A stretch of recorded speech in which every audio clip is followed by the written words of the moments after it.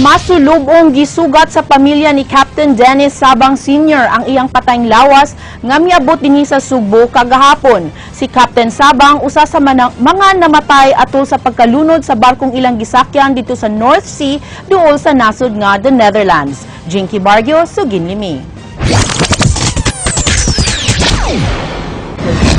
Nag-abot ang banayng Sabang ug mga suod nila nga higala sa Mactan Cebu International Airport aron sugaton ang patayng lawas ni Captain Dennis Sabang Sr. kagahapon sa buntag. Usa si Sabang sa 5 ka mga tripulante nga sakay sa MV Maria nga nalunod didto sa North Sea sa nasod sa the Netherlands nitong Oktubre 8 ning tuiga. Dungan sa pagkanaog sa kahon nga gisudlan sa patayng lawas sa kapitan, mibaha sab ang emosyon.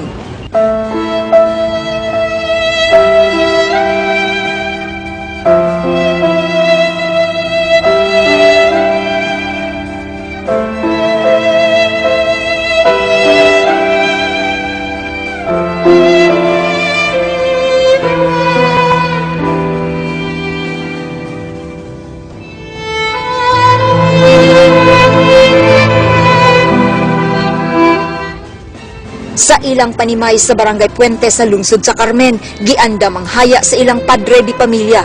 Hangtod karon nagpabiling tanghaga siyang asawa kung unsa ang tinud nga naitabo niadtong Oktubre 8. Si Dennis mo'y kapitan sa barko diyang gikabangga niini ang usa ka fishing trawler nga mo'y hinungdan sa ilang pagkalunod. Sa maong trahedya, duha ang na-rescue samtang duha ka Pinoy ang kumpirmadong patay.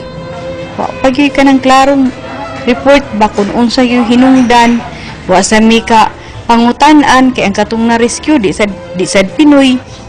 Ang duha sa tulo ka mga anak sa kapitan wa makapugong sa ilang emosyon dihang ilang gihandom kung unsang klase nga pagkaamahan ang biktima.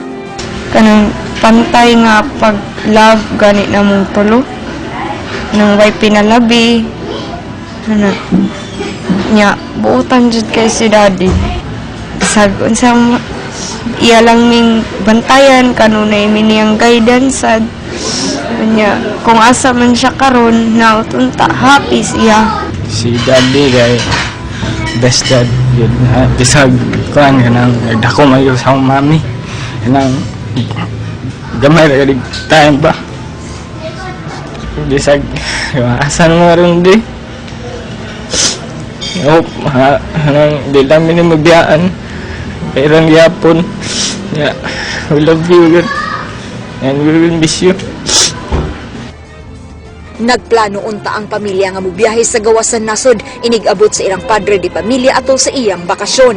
Apan nagpabili na lang kining damgo. Nagplano sila amahan. Pabakasyon gayon saan sila para makasuway yun din tawad to sa dito. Kaya parang kailang amahan maghihuna-unaon. Miss kita po siya eh.